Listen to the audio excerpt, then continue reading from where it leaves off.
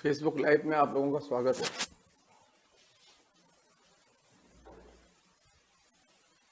आज विश्व पुस्तक दिवस है और विश्व पुस्तक दिवस पे चर्चा होनी ही चाहिए।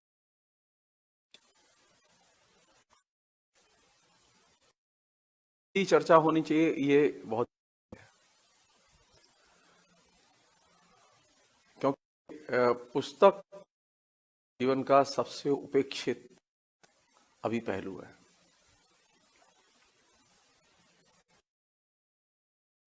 इस दुनिया को बनाया है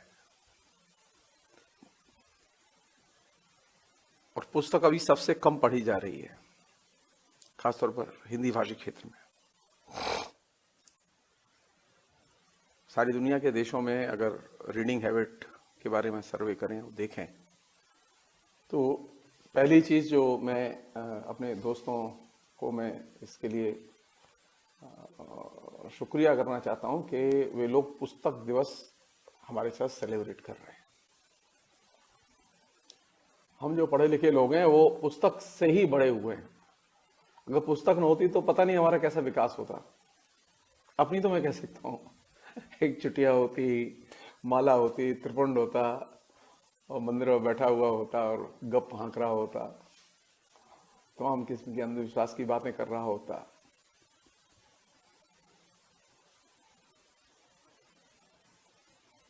तो फेसबुक पर जो लोग हैं उनसे मेरी पहली तो विनती है, पर आज कम से कम किसी न किसी पुस्तक के बारे में लिखें, पुस्तक की कल्चर के बारे में लिखें, रीडिंग हैबिट के बारे में लिखें, जिससे कि पुस्तक के प्रति एक माहौल बने। यह हम सब लोगों की जिम्मेदारी है।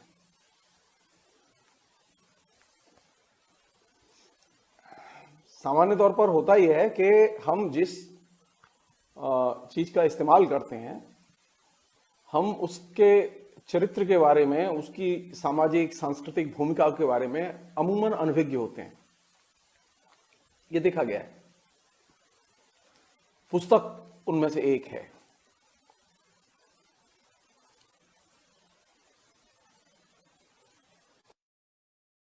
ज्यादा हमारे यहां बात नहीं हुई हिंदी भाषी क्षेत्र में, मैं नहीं जानता इसके कारण, मेरे पास अभी कोई कारण नहीं, लेकिन एक प्रस्थान बिंदु तो तय किया जा सकता है, कोई रास्ता निकाला जा सकता है जिससे कि हम ये देखें कि पुस्तक की कल्चर हमारे यहाँ कब आई, कब से हमने पुस्तक छापना शुरू किया और कैसी पुस्तकें छापी, और पुस्तक जब आई तो उसने किस तरह के समाज को बनाने में मदद की। आमतौर पर हुआ यह है कि पुस्तक के बारे में बात करते समय हम सभी लोग एक अद्भुत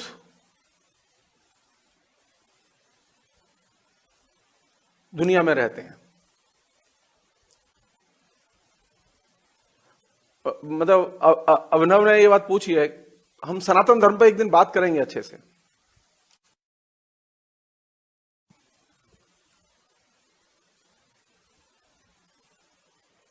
आज हम खाली इस पुस्तक दिवस पर बात करना चाहते हैं और पुस्तक के बारे में और पुस्तक से जुड़ी हुई कल्चर और जो इंटेलिजेंसिया उसकी प्रकृति पर बात करना चाहते हैं, क्योंकि बहुत महत्वपूर्ण पहलू है।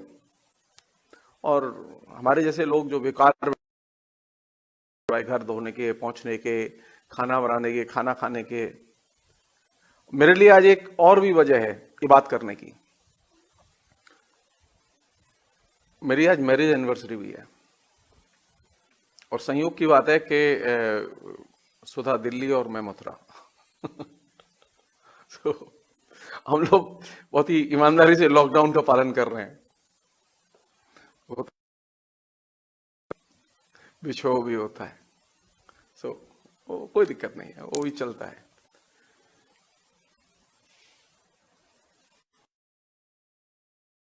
सुख और दुख, पुस्तक विकल्प है जीवन का। और मेरी तो बहुत, मैं आपकी नहीं जानता। पुस्तक जब पहली बार आई तो उसने एक नई दुनिया पैदा की। आज भी ये वास्तविकता है, पुस्तक जब पहली बार किसी के जीवन में दाखिल होती है तो उसको नई दुनिया से साक्षात्कार कराती है। पुस्तक की जो केंद्रीय विशेषता है वो ये कि वह आपके सामने एक नया मीडियम तो है ही। पुस्तक आधुनिक मीडियम है, जैसे आधुनिक मीडियम अखबार है, जैसे आधुनिक मीडियम टेलीविजन है, रेडियो है। पुस्तक आधुनिक मीडियम है जो कि रेनेसां के पहले आया।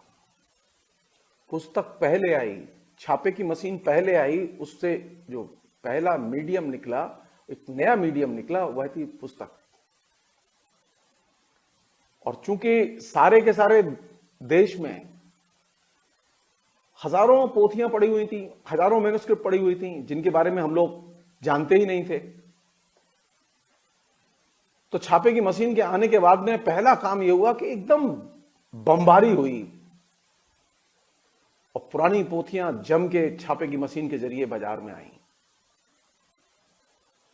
और पुस्तक ने एक नई कम्युनिकेशन की कल्चर, सामाजिक संस्कृति, नए किस्म के बुद्धिजीवी, इनको जन्म दिया। पुस्तक कोई साधारण मीडियम नहीं है। पुस्तक बहुत गंभीर मीडियम है और दूर तक असर डालता है। इसने पीढ़ियां बदल दी। पुस्तक एक ऐसा मीडियम है कि इसका अगर चस्का आपको लग गया तो आप तय मानिए आप बदल जाएंगे। तो पुस्तक जब आई तो उसने एक नया संसार, और ये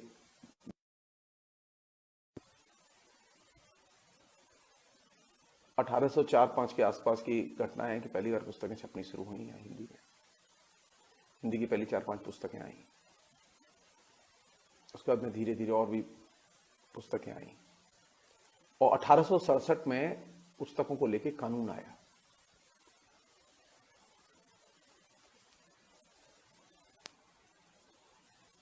हिंदी में एक ही व्यक्ति थे, माता प्रसाद गुप्त। एक जमाने में उन्होंने पुस्तकों के प्रकाशन और उसके, क्योंकि ये जो एक्ट बना 1867 का एक्ट, इस एक्ट के बनने के बाद पहली बार यह हुआ कि पुस्तक जब छपती थी उसकी सूचना देनी पड़ती थी, उसकी बाकायदा वो रिकॉर्ड में दर्ज होती थी वो चीज, और उसका हर 3 महीने पर एक बुलेटिन भारत सरकार गजट के तौर पर निकालती थी। अभी क्या स्थिति है मुझे नहीं मालूम, लेकिन अंग्रेजों के जमाने में यह सिलसिला कंटिन्यू चला। तो पुस्तक की कल्चर ने एक लिखित संस्कृति के विकास का एक रास्ता निर्मित किया। हम पहली बार वाचन की परंपरा से लेखन की परंपरा में दाखिल हुए, प्रिंट युग में दाखिल हुए, और यह बहुत बड़ा पैराडाइम शिफ्ट था। ये जो है इसने बहुत कुछ बदला है। पहले हर चीज जो है वो गुरुमुख थी या उसे गुरुजी जो है प्रिय शिष्य को ही देते थे, बाकी हर एक को। तो पुस्तक का जब पहली बार प्रकाशन हुआ तो उस पुस्तक ने लेखक और पाठक के संबंध को डेमोक्रेटाइज किया, लोकतांत्रिक किया।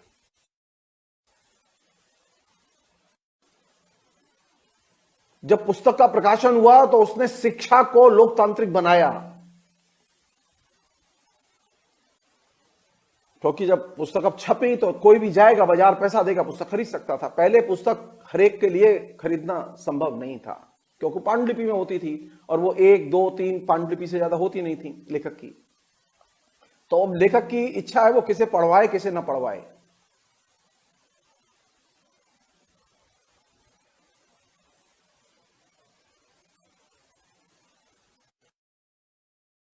और ज्ञान पर जो इजारेदारी थी कुछ चुने हुए लोगों की, वो ज्ञान पुस्तक के प्रकाशन ने एक झटके में नष्ट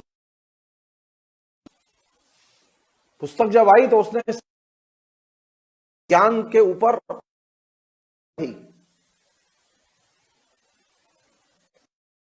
कि सैकड़ों साल से वो सवर्ण लोगों की रही है, उस सवर्ण लोगों की इजारेदारी को एक झटके में उसने नष्ट कर दिया, क्योंकि अब हर व्यक्ति पुस्तक खरीद सकता था। पुस्तक के आने का दूसरा परिणाम यह निकला कि जब आधुनिक शिक्षा की शुरुआत हुई, ये वही दौर है जिस समय आधुनिक शिक्षा की शुरुआत हो रही है, और उसी दौर में पुस्तक एज ए मीडियम का जन्म हुआ है। छापे खाने के जरिए उसी दौर में अखबार का जन्म हुआ है।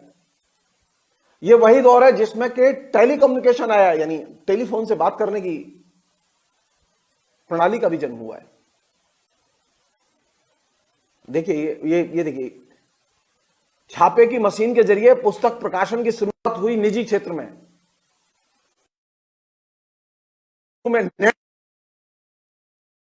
वे भी सरकारी क्षेत्र में तो टेलीकम्युनिकेशन बहुत बाद में गया।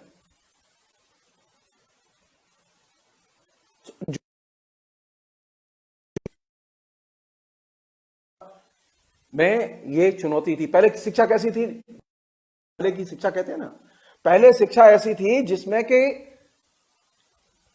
संस्कृत और फारसी पढ़ाने की व्यवस्था थी, और ईस्ट इंडिया कंपनी पैसे देती थी। इनिशियली लॉर्ड मैकाले ने इस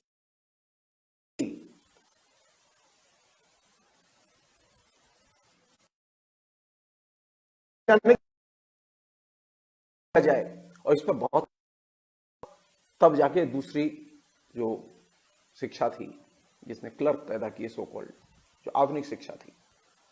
लॉर्ड मैकाले आधुनिक शिक्षा का जनक नहीं है, ध्यान लग जाए आप। आधुनिक शिक्षा के जनक वे लोग हैं जो कि भारत के लोग हैं। आधुनिक शिक्षा के पहले कलकत्ते में आधुनिक शिक्षा के स्कूल स्थापित किए। आप कॉलेज स्ट्रीट जाइए, वहां अभी भी मिलेंगे सकते हैं। जब भारत के लोगों ने आधुनिक शिक्षा के स्कूल स्थापित किए तो ब्रिटिश सरकार लज्जित हुई, और उन्होंने फिर आधुनिक शिक्षा की व्यवस्था की। लेकिन होता है ना, हमारे यहां जिस तरह का भेड़ चाल है, हमारे यहां हम लोग ये जानते ही नहीं है, हम लोग लिखते ही नहीं है, हम बताते ही नहीं है कि आधुनिक शिक्षा की डाली भारत के लोगों ने, अंग्रेजों ने नहीं। लेकिन भेजे में यही बैठा हुआ है कि लॉर्ड मैकाले ने शिक्षा की नींव डाली थी। वह पुस्तक मीडियम और वह पुस्तक का सेंटर। संयोग देखिए, कॉलेज स्ट्रीट जहां मैंने 30 साल पढ़ाया कलकत्ता यूनिवर्सिटी में, उसी कॉलेज स्ट्रीट में वह स्कूल है, वह संस्कृत कॉलेज है, वह स्कूल है जहां के मॉडर्न एजुकेशन की नींव रखी गई। और वही कॉलेज स्ट्रीट है जहां की कलकत्ते का ही नहीं, एशिया का सबसे बड़ा बाजार भी है। अब दुनिया की कोई पुस्तक आपको जरूरत हो, अभी तो खैर अमेजॉन और फ्लिपकार्ट और दुनिया भर की चीज, बहुत सारी सुविधाएं, लेकिन आप सोचिए, मैं कलकत्ता क्यों गया? ये सच है, मेरा पहला प्यार कलकत्ते से ही हुआ, मेरा दूसरा प्यार भी कलकत्ते में ही हुआ, ये सच है। लेकिन कलकत्ता मुझे पहले से ही आकर्षित करता था। उसका एक कारण तो वामपंथ था, और तीसरा कारण ये बंगाली जाति थी। मैं कलकत्ता को जानता नहीं था, लेकिन कलकत्ता जाने के बाद में और कलकत्ता देखने के बाद में आप तय मानिए मथुरा भूल गया। कलकत्ता याद आता है, कलकत्ता के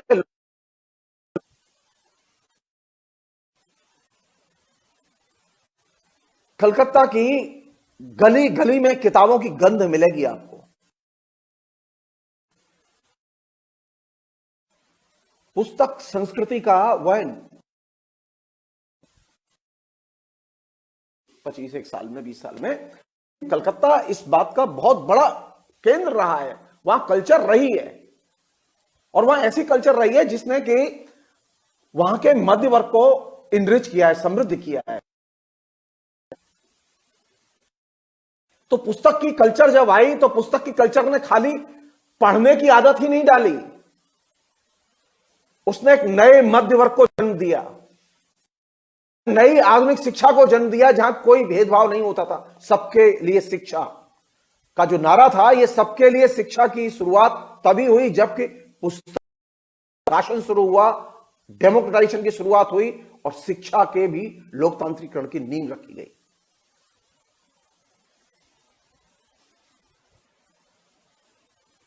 तो पुस्तक ने एक खाली, ये पुस्तक दिवस का मतलब पुस्तक दिवस नहीं है। पुस्तक के पीछे एक पूरी की पूरी सांस्कृतिक परंपरा और सांस्कृतिक प्रक्रिया छुपी हुई है। उस प्रक्रिया को हम कभी देखते ही नहीं है उठा के। जैसा कि मैंने शुरू में निवेदन किया था कि हमारे यहां यह आदत है कि हम वस्तु का इस्तेमाल तो करते हैं, लेकिन वस्तु के साथ जुड़े हुए सांस्कृतिक बोध के प्रति हमारी चेतना नहीं होती।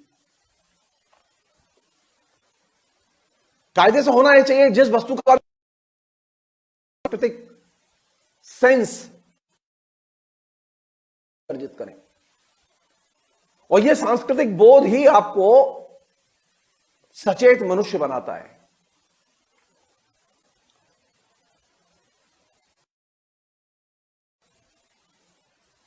आप जस्ट थोड़ा सा मतलब व्यवहार में देखिए कि पुस्तक के आने के बाद में क्या बदला हमारे देश में, क्या चीज बदली।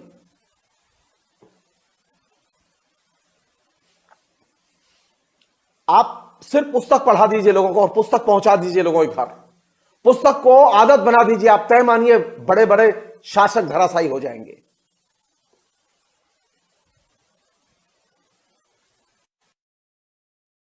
पुस्तक में वो ताकत है, वो जल्लाद को भी जो है ना मरोड़ के फेंक देती है। एक छोटा सा उदाहरण दे रहा हूं मैं आपको। पुस्तक जब आई तो पुस्तक के साथ साथ एक और जेनर आया जिसे हम उपन्यास कहते हैं। छापे की मशीन और उसके साथ अखबार, अखबार के साथ साथ पुस्तक, ये दोनों चीजें साथ साथ आई और उसके साथ साथ एक नए जेनर का जन्म हुआ जिसे हम लोग उपन्यास कहते हैं। और उपन्यास की पहले प्रकाशन की शुरुआत हुई अखबारों में और उसके बाद में वो किताब में आया। उपन्यास एक ऐसा मीडियम है, एक ऐसा जेनर है जिसको जो जितना पढ़ेगा वो उतना ही लोकतांत्रिक बनेगा। चाहे जैसा उपन्यास पढ़िए, आप देवकीनंदन खत्री के उपन्यास पढ़िए, चाहे आप किसी और के उपन्यास पढ़िए, आप रद्दी उपन्यास पढ़िए या बढ़िया उपन्यास पढ़िए, उपन्यास पढ़ेंगे तो आप लोकतांत्रिक बनेंगे।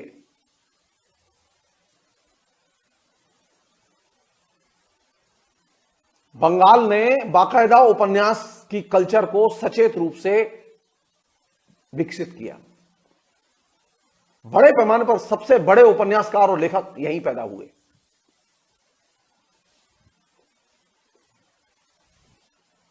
उपन्यास की संस्कृति जितनी अच्छे उपन्यास के पाठक बनाती जाएगी, समाज का लोकतांत्रिकरण उतना ही बढ़ता जाएगा। बंगाली जाति के डेमोक्रेटाइजेशन में और बंगाली जाति के उत्थान में उपन्यास की जो पढ़ने की आदत थी उसने बहुत महत्वपूर्ण भूमिका अदा की।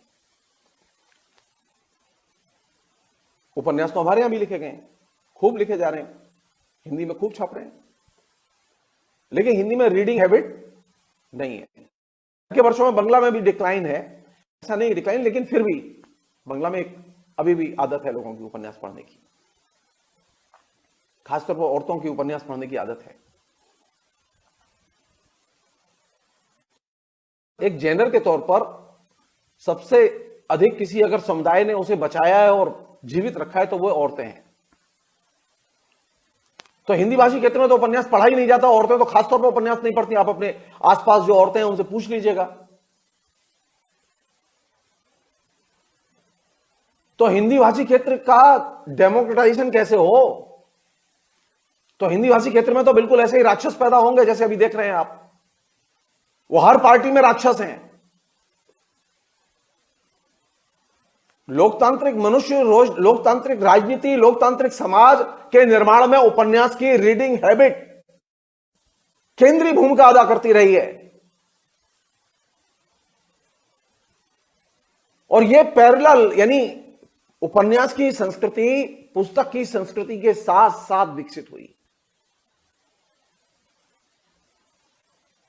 और ये जो बड़ा ड्रॉबैक है हमारा कि बंगाली जाति कहीं के कहीं पहुंच गई, उसने जो ऊंचाइयां पकड़ी संस्कृति के उत्थान की, वे ऊंचाइयां हिंदी भाषी समाज नहीं पकड़ पाया। बंगाली जाति के में मध्य वर्ग ने जो ऊंचाइयां पकड़ी सामाजिक विकास की और सांस्कृतिक विकास के मानक गढ़े, क्षेत्र का मध्य वर्ग वह मानक नहीं गढ़ पाया, क्योंकि उपन्यास पढ़ने की आदत नहीं थी। आपको ये थोड़ा सा एग्जिजरेट लगेगा, लेकिन जरूरी है वो। उपन्यास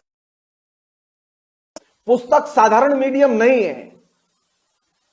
आप हमारे यहां जाइए, आईएएस ऑफिसर बने, जाइए हिंदी भाषी क्षेत्र में, आप जाइए हिंदी के अरबपतियों के घर, आपको किताब मिलेंगी तो खाली पढ़ने की आदत नहीं है, किताब खरीदने की आदत, कल्चर नहीं है।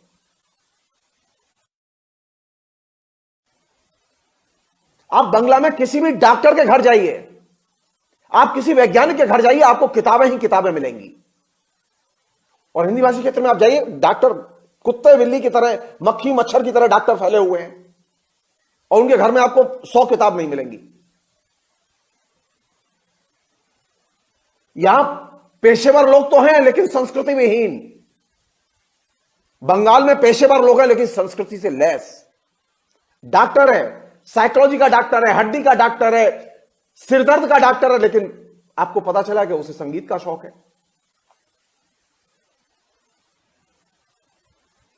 आज से 15 साल पहले मेरे स्पॉन्डिलाइटिस की प्रॉब्लम हुई और मैं एक डॉक्टर के पास गया जो मेरे घर के नीचे काकुरगाछी में था। बहुत बढ़िया डॉक्टर था, बहुत ही नामी डॉक्टर, और हड्डी का डॉक्टर था, और उसके यहां भीड़ रहती थी।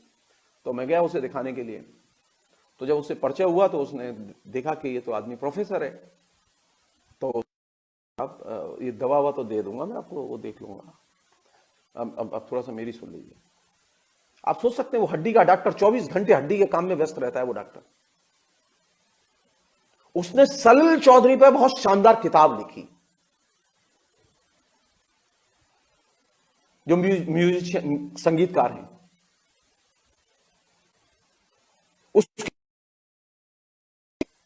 वो एक पत्रिका निकालता है, कम से कम आधे दर्जन किताबें जो उसकी छपी हुई थी उसने निकाल के मेरे सामने रख दी। साहब ये बढ़िया बढ़िया किताबें मेरी, प्लीज पढ़िए इसे आप। तो मैं गया था अपनी हड्डी दिखाने के लिए, और हड्डी के डॉक्टर से मैं 2000 रुपए की किताब खरीद के लौटा। मैंने आज तक पूरे हिंदी भाषी क्षेत्र में, मैं इसमें बड़ा हुआ हूं, मैंने आज तक कभी किसी डॉक्टर के पास में किताब नहीं देखी। जिसको किताब का शौक हो, किताब खरीदता हो, खरीद के पढ़ता हो, जिसके किताब की लाइब्रेरी हो। किताब की कल्चर बचाएंगे कैसे आप?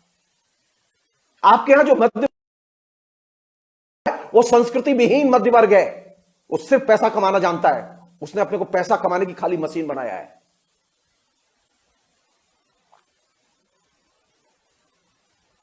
और जिसके पास कल्चर नहीं है वो सबसे पहला टारगेट होगा फासिज्म में, वो सबसे पहला टारगेट होगा रिएक्शनरी आइडियोलॉजी का।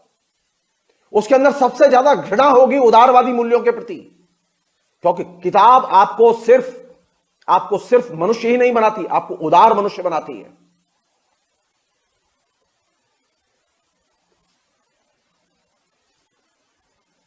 एक और चीज बता रहा हूं मैं आपको देख के आश्चर्य होगा। एक डॉक्टर था वहां, बहुत ही शानदार डॉक्टर था, डॉक्टर साधन सेन। अब वो अशोकनगर में रहता था। मुझे इलाज के लिए उसका, और वो साधन सेन जो है डॉक्टर विधान चंद्र राय का स्टूडेंट था।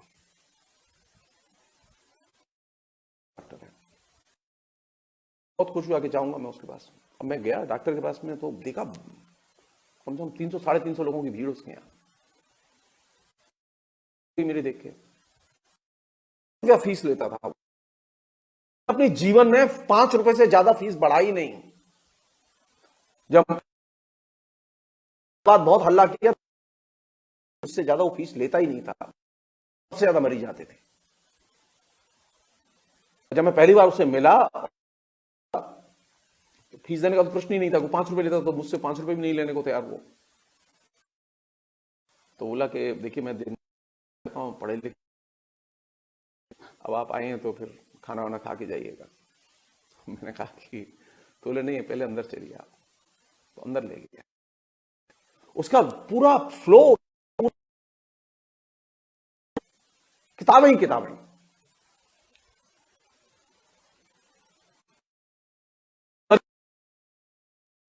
में रहने के बावजूद उसके पुस्तक प्रेम को देखकर मैं बिल्कुल एकदम नीचे से ऊपर तक प्रभावित उससे, कमाल की। और ऐसा नहीं कि खाली किताबें सजा के रखी हैं, वो किताबें पढ़ता भी था। सुदूरवर्ती वो अशोकनगर में रहता था, तो उन दिनों उसने कहा कि आप जेएनयू से पढ़े लिखे हैं, तो मैंने कहा आप फीस तो कम से कम कुछ ले लिया करिए हमसे, अब हम इतनी दूर से आते हैं आपके पास में। तो उसने कहा नहीं नहीं फीस तो मैं आपसे लूंगा, आप एक काम करिए मुझे कृष्णा भारद्वाज की एक किताब ला के दे दीजिए। वो एक किताब आई थी, कृष्णा भारद्वाज जो जेएनयू में इकोनॉमिक्स की बहुत अच्छी प्रोफेसर थी, उनकी एक पुस्तक आई थी। तो मैंने कहा अच्छा ठीक है मैं ला के दे दूंगा। मेरे लिए मिस्ट्री कि यार एक डॉक्टर अपनी फीस नहीं मांग रहा है, कह रहा है किताब दे देना।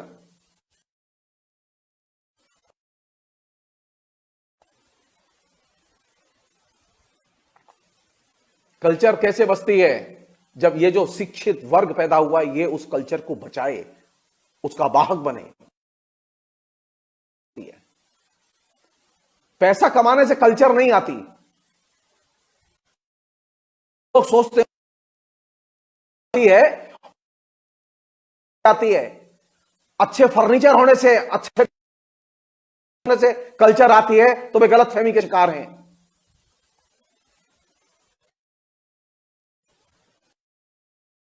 पहला प्रवेश द्वार है बुक।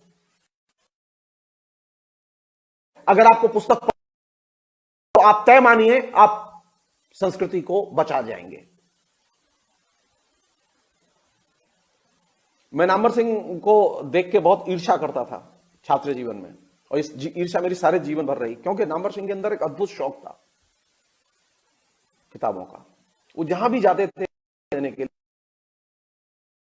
वो अमूमन उस पारिश्रमिक को उस शहर में किताब खरीदने में खर्च करके चले आते थे। ये बात मैं जानता था। अच्छा, वो कलकत्ता 3-4 बार आते थे कम से कम, कभी कभी ज्यादा भी आते थे।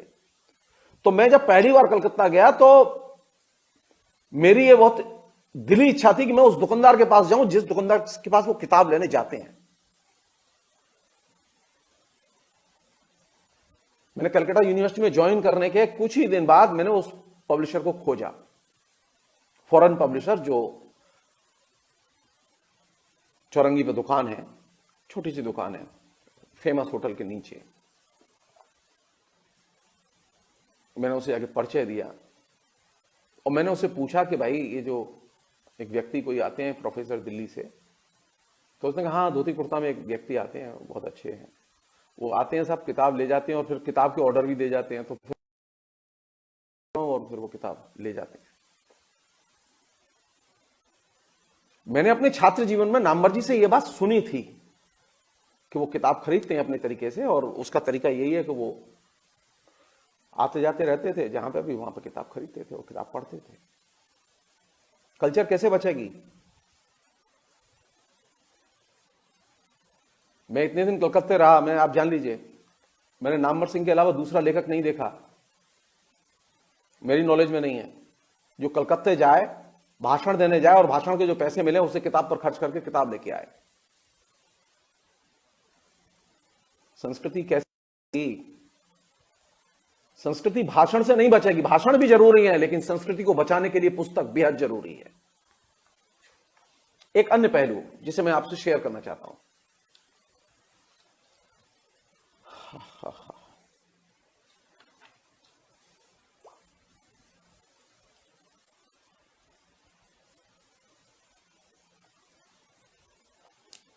पुस्तक जब आई तो पुस्तक के आने के बाद में भाषण की एक नई संस्कृति आई।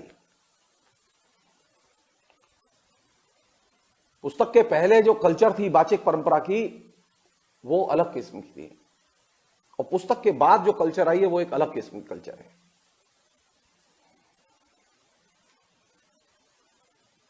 पुस्तक ने एक नई संस्कृति और नई भाषण की संस्कृति को जन्म दिया है, नए किस्म के इंटेलिजेंसिया को जन्म दिया है।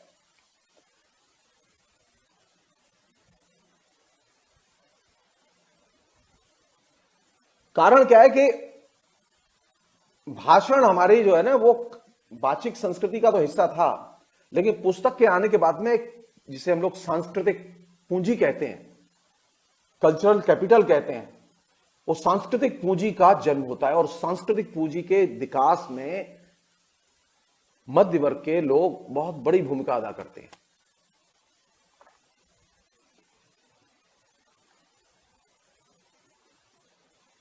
कैसे वो भूमिका अदा करते हैं? शादी ब्याह हो तो आप शादी में गिफ्ट दें, पुस्तक को गिफ्ट दें। आपके यहां जन्मदिन हो तो आप, या किसी के यहां जन्मदिन हो आप जाएं तो उसके जन्मदिन पर आप गिफ्ट दें। अब स्थिति क्या है कि हमने पुस्तक को गिफ्ट देना बंद कर दिया है। पुस्तक को अब गिफ्ट नहीं देते हम लोग। अब हम साड़ी देते हैं, सोना देते हैं और चीजें देते हैं, मतलब कुछ चाय का कप भी तक भी गिफ्ट दे देते हैं, लेकिन किताब गिफ्ट नहीं देते हैं। यानी वस्तुओं के संसार ने पुस्तक को एकदम खदेड़ के बाहर कर दिया है, और ये पीड़ा की जगह है मेरी। पुस्तक दिवस को सेलिब्रेट करने का एक तरीका यह भी हो सकता है, उसको याद रखने का एक तरीका यह भी हो सकता है कि हम सब लोग ये अपने लिए प्रतिज्ञा करें कि हम किसी को भी कुछ भी गिफ्ट देंगे तो वो सिर्फ बुक देंगे। वो चाहे या ना चाहे, वो लाइक करे या ना लाइक करे, लेकिन मैं किताब दूंगा।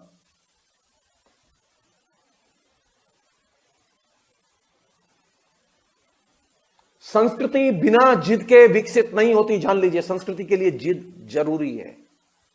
जो लोग सोचते हैं कि संस्कृति अपने आप विकसित हो जाएगी, नहीं भाई, संस्कृति अपने आप विकसित नहीं होती। पुस्तक की कल्चर को डैमेज करने में, भारत में और खासतौर पर एजुकेशन में डैमेज करने में, अगर मुझसे पूछें एक विश्वविद्यालय ने सबसे बड़ी भूमिका अदा की है, उसने सारे हिंदुस्तान के विश्वविद्यालयों को प्रभावित किया है। ये इंदिरा गांधी जो ओपन यूनिवर्सिटी खुली, इंदिरा गांधी ओपन यूनिवर्सिटी खुलने के बाद में ये जो नोट्स और हर पेपर की जो रीडिंग मटेरियल की जो कल्चर पैदा हुई, इसने बुक कल्चर को नष्ट कर दिया। अपूरणीय क्षति किया इंदिरा गांधी ओपन यूनिवर्सिटी ने। अब हिंदुस्तान के अधिकतर शिक्षक ओपन यूनिवर्सिटी के जो रीडिंग मटेरियल है उसके आधार पर पढ़ाते हैं, उसी की नकल करके पढ़ाते हैं, उसी की तरह वो जगह जगह जाके उपदेश देते हैं, क्लास लेते हैं, नोट्स लिखाते हैं। पहले हमारे यहां एक एजुकेशन की कल्चर थी जिसमें हम लोग पढ़ाते थे और पुस्तकें सजेस्ट करते थे, विद्यार्थी पुस्तक पढ़ता था। अब विद्यार्थी को नोट्स चाहिए। कुछ यूनिवर्सिटी होती थी या गेस्ट पेपर चलते थे, लेकिन ओपन यूनिवर्सिटी के आने के बाद तो यह एक फिनोमिना बन गया है कि अब किताब नहीं खरीदनी है। फला पेपर के जो नोट्स, जो रीडिंग मटेरियल यूनिवर्सिटी ने भेज दिया वही सफिशिएंट है, उससे काम चल जाएगा। बुक की कल्चर को जिसने डैमेज किया, मैं फिर रिपीट कर रहा हूं इस बात को, वो है यूपीएससी के कंपटीशन की परीक्षा, आईएएस की परीक्षा। उसने सेलेक्टेड ढंग से थीम पर, टॉपिक पर पढ़ने की कल्चर विकसित की और उससे पुस्तक हाथ से निकलती चली गई।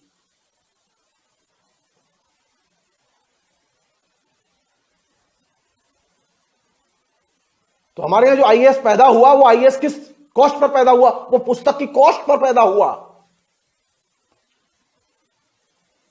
जैसे आप सबसे ज्यादा गर्व की नजर से देखते हैं, वो सबसे ज्यादा कलंकित करने वाली कल्चर उसने पैदा की, और आज वो हिंदुस्तान में करप्शन का एकदम डैन है। क्योंकि उसका जन्म ही संस्कृति को ठोकर मारकर हुआ था।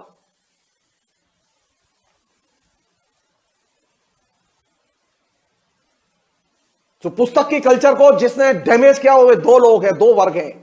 एक वह वर्ग जो कि यूपीएससी के कंपटीशन की प्रक्रिया से निकला, और एक वह वर्ग जिसको ओपन यूनिवर्सिटी कल्चर ने पैदा किया।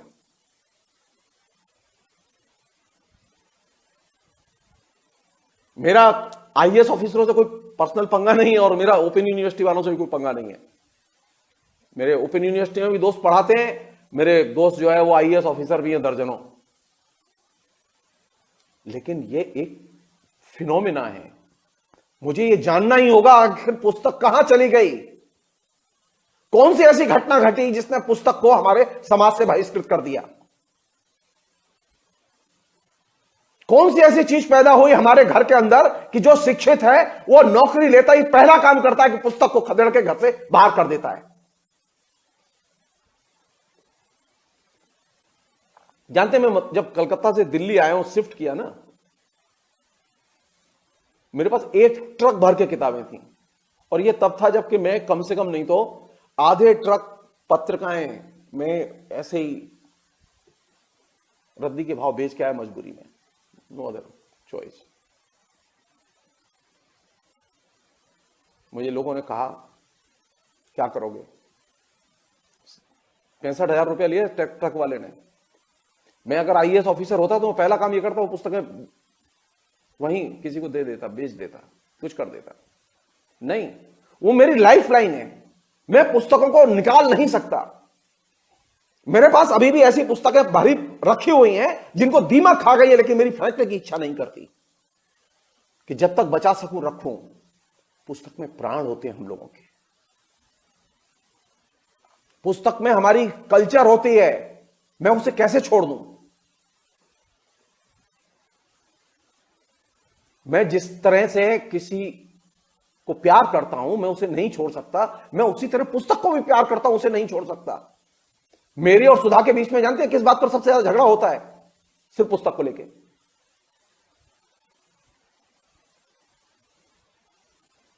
और झगड़े का दुष्परिणाम यह निकलता है कि कई बार ही नहीं 50 बार यह बात हो चुकी है कि एक पुस्तक की 2-2 कॉपी आई हैं। दूसरे जो हमारे दोस्त आते हैं, वो अधिकारी वर्ग हैं, जो वो हंसते हैं, अरे यार पुस्तक पे क्या लड़ रहे हैं। अब उन्हें समझ में नहीं आया कि पुस्तक पे क्यों लड़ रहे हैं।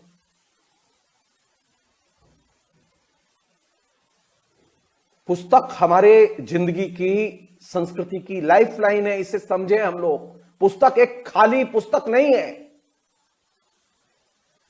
पुस्तक को हमने खाली पुस्तक बना दिया है, वह एक दर्शन की चीज बना दी है, खाली एक ऐसी कमोडिटी बना दी गई है जिसे सिर्फ खिलौने की तरह अलमारी में सजा के रखा जाए। नहीं,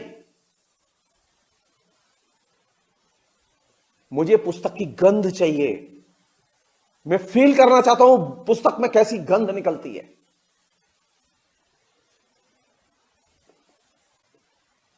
हमने ऐसा वर्ग पैदा किया है जो पुस्तक की गंध से भागता है, पुस्तक से भागता है। उसके पास पैसा है, उसे पुस्तक से नफरत है, वो कभी आपको बुक फेयर में दिखाई नहीं देता। आप कलकत्ता के बुक फेयर में जाइए, आपको एक एक दिन, और आखिरी दिन तो देखने लायक होता है।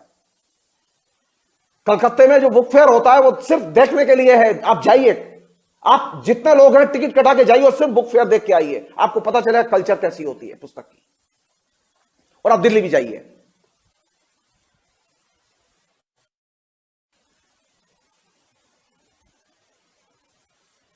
जानते मेरे वहां से निकल के आने का सबसे बड़ा दुख क्या है? मैं पिछले 3 साल से मैं पुस्तक मेला नहीं देख पा रहा हूं। तो पुस्तक मेरे लिए मेरी लाइफ लाइन नहीं, मेरे लिए एक बहुत बड़ा ईंधन है, मुझे ऊर्जा मिलती है उससे। बुक फेयर में जब आप जाते हैं तो आपको पता चलता है कि पुस्तक की ताकत क्या है। कलकत्ता के बुक फेयर में आखिरी दिन अगर आप जाएंगे तो आप पागल हो जाएंगे। 40 लाख से लोग कम मिलेंगे ही नहीं आपको। आपको दूर दूर तक सिर्फ जन समुद्र दिखाई देगा और किताबें दिखाई देंगी। इसे बंगाल कहते हैं।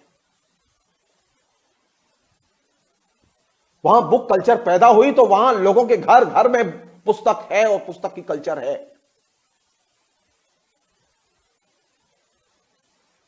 हर गली में सामान्य सी जनरल स्टोर की दुकान है तो वह भी कहानी की किताब, उपन्यास, बच्चे की किताब, वो कुछ ना कुछ बेचता है, किताब जरूर बेचता है। वो पुस्तक एकदम वॉकेबल रूट पर अवेलेबल है वहां।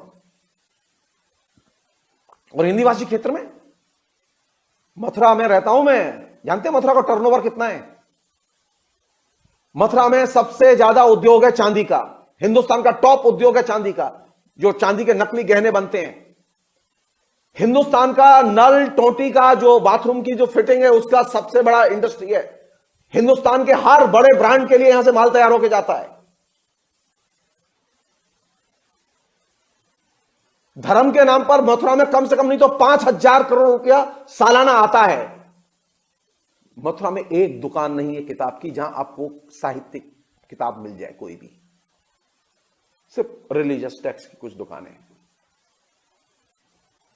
और दिल्ली कैपिटल,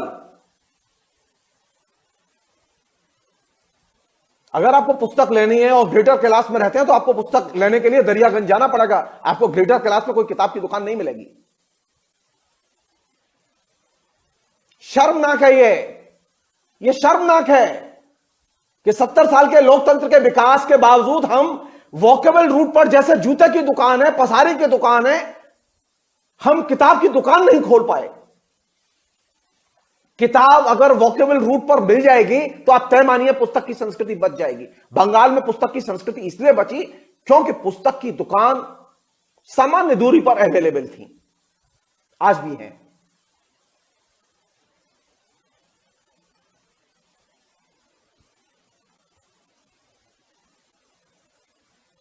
मैं आपको एक बहुत दिलचस्प चीज बता रहा हूं। मैं कलकत्ते में जो कॉलेज स्ट्रीट एरिया है जहां पे के तमाम किस्म की दुकानें हैं किताबों की, अभी तो एक्सपेंशन हुआ है उसका, दूसरी तरह से और भी फैला है वो, लेकिन वहां एक सबसे इंटरेस्टिंग चीज ये थी कि वहां कोई हिंदी की दुकान नहीं थी किताब की। तो मैंने वहां एक पुस्तक वाला है, बहुत पुराना पुस्तक वाला, जो फ्रैंकफर्ट बुक फेयर तक जाते, मानी कलकत्ता के जो बुक फेयर में जो भाग ले, जो दुकानें चलाते हैं लोग, वे ऐसे लोग हैं जो विश्व पुस्तक मेले में फ्रैंकफर्ट तक जाते हैं अपनी दुकान लेकर। तो उन्हीं में से एक दुकानदार से मैं एक दिन पूछ रहा था, ये अपनी क्यूरियोसिटी, मैं किताब लेने जाता था तो उससे पूछ रहा था कि भाई ये बात क्या। तो उसने कहा नहीं जी ऐसा नहीं है, बोले कि यहां ये तय किया गया कि यहां ये इलाका, चूंकि यहां बंगाली लोग ज्यादा आते जाते हैं और हिंदी भाषी लोग नहीं आते, तो हिंदी भाषियों का जो इलाका है जहां हिंदी भाषी लोग रहते हैं उसके पास किताबों की दुकान की व्यवस्था कर दी गई, क्योंकि उसी रोड पर वहां जो 2-3-4 दुकान जो भी हैं हिंदी की वो उधर ही है। मुझे समझ में आई कि बात तो ठीक है, लॉजिकल है। पुस्तक की संस्कृति बने और पैदा हो, इसके लिए जरूरी है कि पुस्तक के विनिमय और वितरण की इजी व्यवस्था हो, जो कि वॉकेबल रूट पर हो। हमारे यहां वॉकेबल रूट पर पुस्तक की कोई दुकान नहीं, वो टेक्स्ट बुक की दुकानें हैं, जो पाठ्यक्रम की पुस्तक है, वो उस दुकानों की बात नहीं कर रहा हूं। पुस्तक की कल्चर उन दुकानों से नहीं बचती।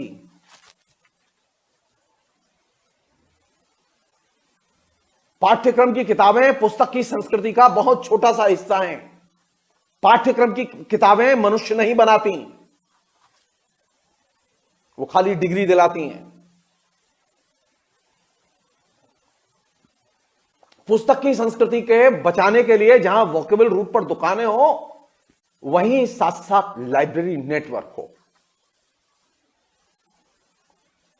अगर डिफरेंट एरियाज में लाइब्रेरी नेटवर्क होगा, यानी अब आप सोचिए, मतलब हर जगह, अरे यार तुम पेट्रोल का डीलर खोज सकते हो,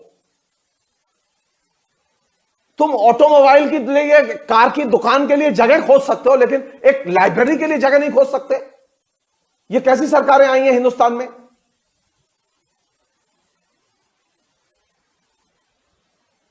ये कैसा मध्य वर्ग आया है हिंदुस्तान में जिसके पास में कार खरीदने के लिए पैसे तो हैं लेकिन किताब खरीदने के लिए पैसे नहीं है?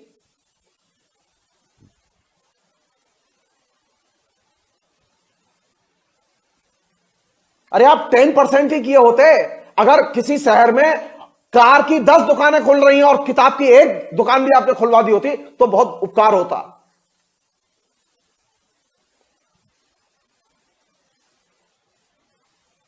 सामाजिक विकास के क्रम में जो हमने मध्य वर्ग पैदा किया, वो मध्य वर्ग जंगली क्यों बना? वो जंगली इसीलिए बना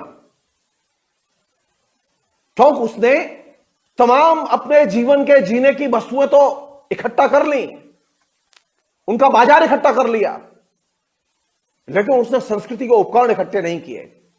और संस्कृति के उपकरणों में सबसे महत्वपूर्ण उपकरण है किताब।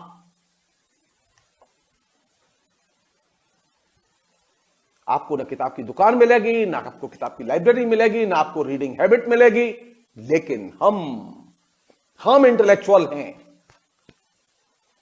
ये जो जितने हाँक रहे हैं ना, ये साइबर वाले और दूसरे लोग,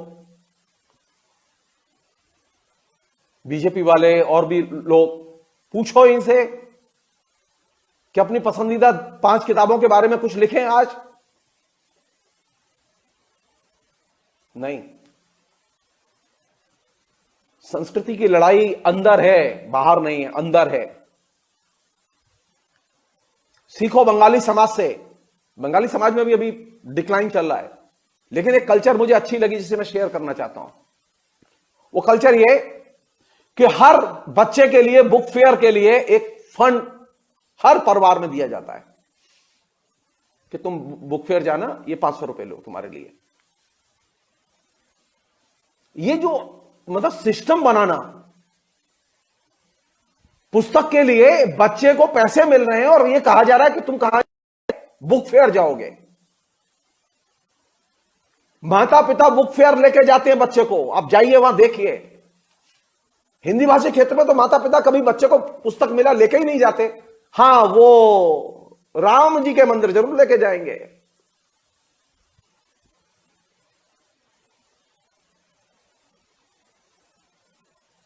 अगर आप पुस्तक से प्यार करेंगे तो जाहिर है कि इश्क भी करेंगे। पुस्तक का प्रेम मनुष्य का प्रेम विकसित करता है, जान लीजिए आप।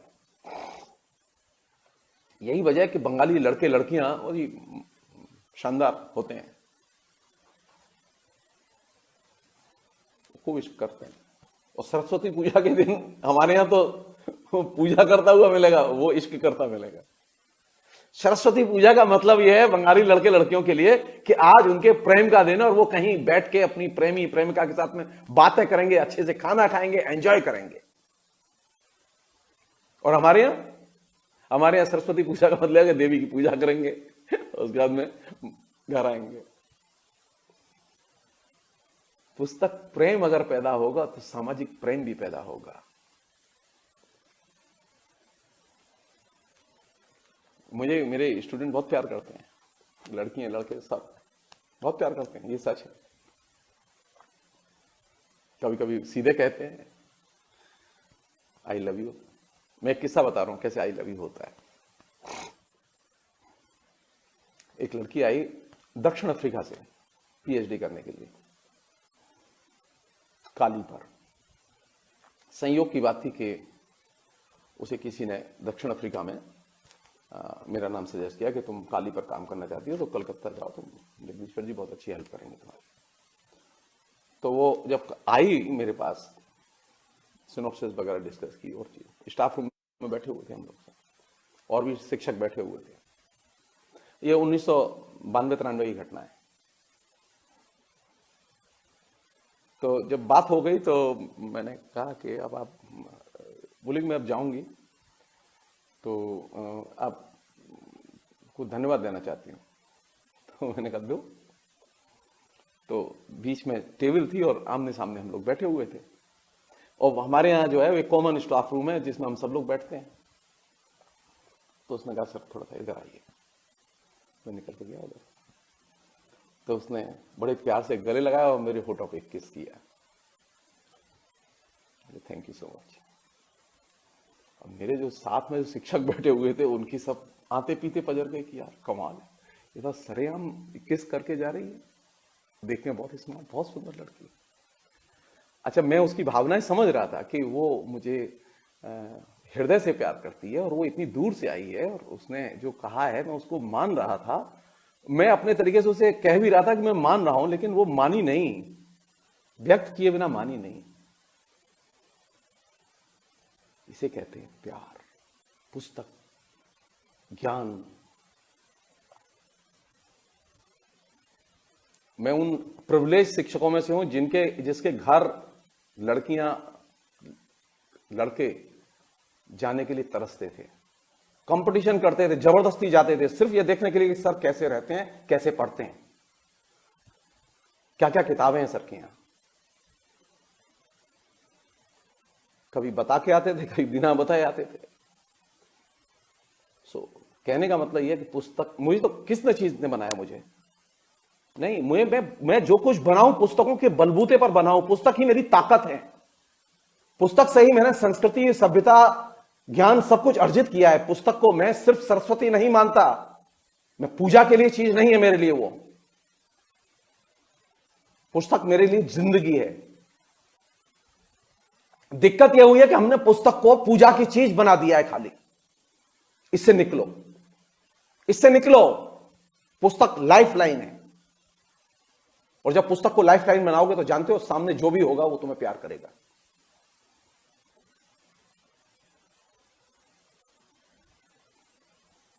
और मैं सौभाग्यशाली हूं, मुझे सब लोग प्यार करते हैं, मेरे दुश्मन भी प्यार करते हैं। क्यों? क्योंकि वो जानते हैं कि ये पुस्तक के अलावा कुछ और नहीं है इसके पास। मेरे पास पैसा नहीं है, मेरे पास कोई दौलत नहीं है, बस किताब है, और वह मेरी ताकत है। उनके बल पर मैं किसी भी अत्ते खां से भिड़ जाता हूं, मुझे कोई डर नहीं लगता। तो पुस्तक आपको जो ऊंचाई देगी जीवन में, वो ऊंचाई कोई चीज नहीं देगी। पुस्तक जब आपको अंदर से मनुष्य बनाएगी, कोई चीज आपको मनुष्य नहीं बनाएगी। इसलिए प्लीज जाइए, कुछ पुस्तक के बारे में सोचिए, और यह सोचिए कि पुस्तक आपसे क्यों छूट गई। लिखिए।